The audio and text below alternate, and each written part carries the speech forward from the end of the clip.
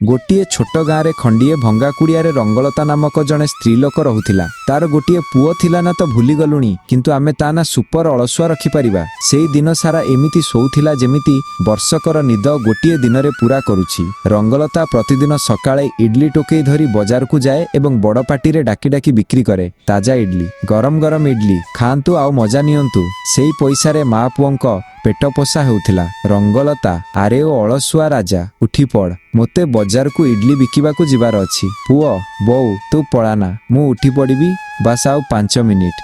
रंगलता हे सबुदिन एई गोटिए बाहाना, ठीक अछि मु जाउछि। रंगलता इडली टोकेई मुंडरे मुंडेई खरारे चालिबाकू लागिला। खरा एते टाण थिला जे लागुथिला जेमिति केही तावारे भाजी देउछि। थकी जाई से जंगल रे गोटिए बड़ गछ मूले बसी पड़िला। डाहाणी एक आजि तो भारी मजा आसीबो, गोटे जलखिया मिलिगला। डाहाणी डेईंकी रंगलता आड़कू आसिला, किंतु जेमिति पाखरे पहुंचिला ता नाकरे इडली रो बास्ना बाजिला।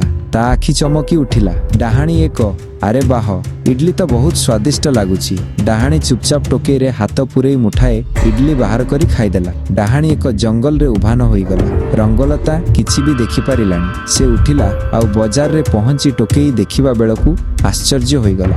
रंगलता आरे किछि इडली तो कम अछि। आरे मोर अलसुआ पुओ निश्चय लुचिकी खाई देइथिबो। संध्यारे घरकू फेरी रंगलता पचारिला। रंगलता पुओ तू कोन आजि मो टोकेरू इडली चोरी करी खाइथिलु कि? पुओ बोउ मु तो दिनसारा सोईथिली, मु किछि खाइनी। रंगलता हे ए तो मिछ कहूछि, काली देखिबी। रंगलता सोई पड़िला। अन्य पटे डाहाणी ता सांग डाहाणी को कहिला। डाहाणी एक आलो सुन, आजि मु कोन स्वादिष्ट इडली खाइछि, एते बढ़िया जे पाटी रे लागि रहिछि, तू भी जीवु कि काली? दुई डाहाणी राति रे रंगलता घर को आसिले। देखिले तो मा पुओ दुहे भुंगुड़ी मारुछंती। डाहाणी एक एमाने तो एमिति सोईछंती जेमिति कुंभमेला चालिछि। डाहाणी दुई हां चालो जंगल को फेरी जिबा। ता परदिन सकाळे पुणी सेई घटना।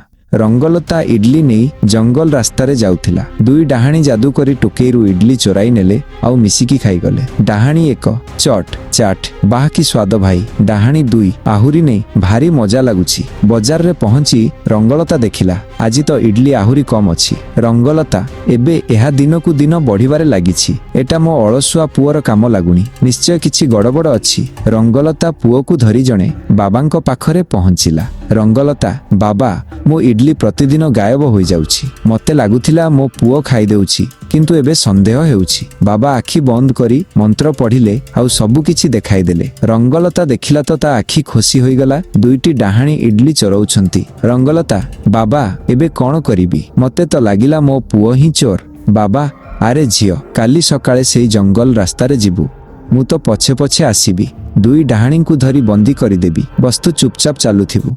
ता परदिन सकाळे रंगलता इडली नहीं बाहरिला। दुई डाहाणी पुणी आसिले। डाहाणी एक आजि तो पूरा टोकेई खाई जिबा।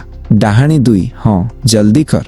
किंतु जेमिति सेमाने हाथ बढ़ाइले बाबा मंत्र पढ़िले। बाबा रुहरे डाहाणी माने। दुई डाहाणी चित्कार कले। डाहाणी एक आरे बाप रे बाबा आसीगले। डाहाणी दुई जादू कर। किंतु बाबांक मंत्र अधिक शक्तिशाली थिला।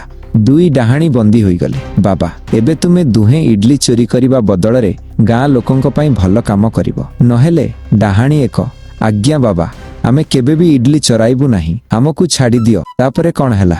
रंगलता आउ तार अलसुआ पुओ प्रतिदिन इडली नहीं बाजार को जाती। एबे आउ इडली गायब हुएनी कि डाहाणी माने आसंतिनी। पुओ भी टिके टिके काम करिबा आरंभ कला। रंगलता ताजा इडली, डाहाणी मुक्त इडली थरे खाइले जीवन सारा मने रहिबो। आउ गाँ लोके हसी हसी इडली किणंती। शिक्षा अलसुआ हेले भी मां को साहाଯ୍य कर, नहेले डाहाणी भी इडली चोराई नहीं जीवो।